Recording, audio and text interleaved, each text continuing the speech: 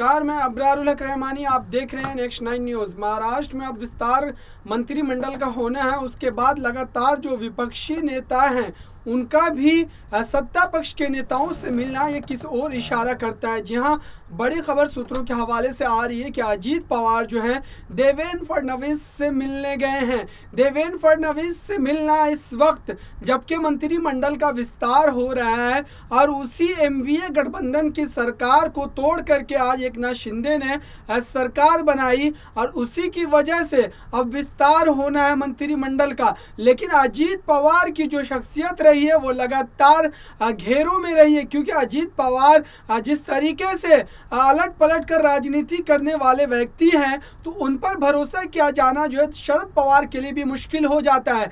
और अब जबकि अजीत पवार जो है देवेंद्र फडणवीस से ही मिलने चले गए हैं, ऐसा सूत्रों ने बताया है, क्योंकि अजीत पवार एक एनसीपी के बड़े सीनियर लीडर हैं अगर शरद पवार के बाद बात की जाए तो। लेकिन शरद पवार का जिस तरीके से तालमेल जो है वो बिल्कुल भी दूर दूर तक नहीं मिलता है देवेंद्र फडणवीस से, और एक तरीके से दुश्मनी भी है राजनीति में उनकी। लेकिन अजीत पवार जिस तरीके से अभी जा करके उनसे मुलाकात कर रहे हैं तो क्या आने वाले समय में अजीत पवार को उस मंत्रिमंडल का हिस्सा भी बनाया जाएगा, ये बड़ा प्रश्न है। अजीत पवार क्या एकनाथ शिंदे सरकार में मंत्रिमंडल में शामिल हो सकते हैं, क्योंकि देवेंद्र फडणवीस ही वो व्यक्ति हैं जिन्होंने सरकार को गिराने से लेकर के सरकार बनाने तक का सारा फॉर्मूला जो है वो खुद तय किया है।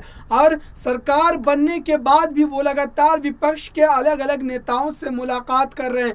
उन्होंने ये भी बयान दिया था कि वो मातोश्री जा करके उद्धव ठाकरे से भी मुलाकात करेंगे, साथ ही उन्होंने राज ठाकरे से भी मुलाकात की और उन्होंने उनको एक तरीके से अपने मंत्रिमंडल में शामिल होने का न्योता भी दिया था। भले ही राज ठाकरे ने उनकी उस बातों को अनसुना कर दिया था। और अब अजीत पवार खुद चल करके देवेंद्र फडणवीस से मिलने पहुंचे हैं, तो आप समझ लीजिए कि क्या अजीत पवार अब ऊब गए हैं एनसीपी से।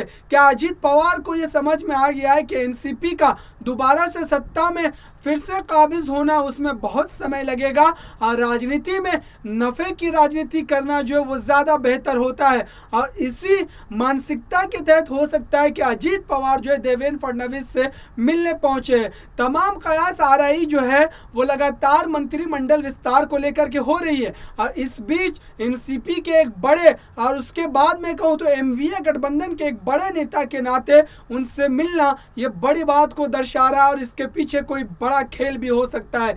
देखते रहिए ताज़ा तरीन खबरों के लिए नेक्स्ट 9 न्यूज़ को। धन्यवाद।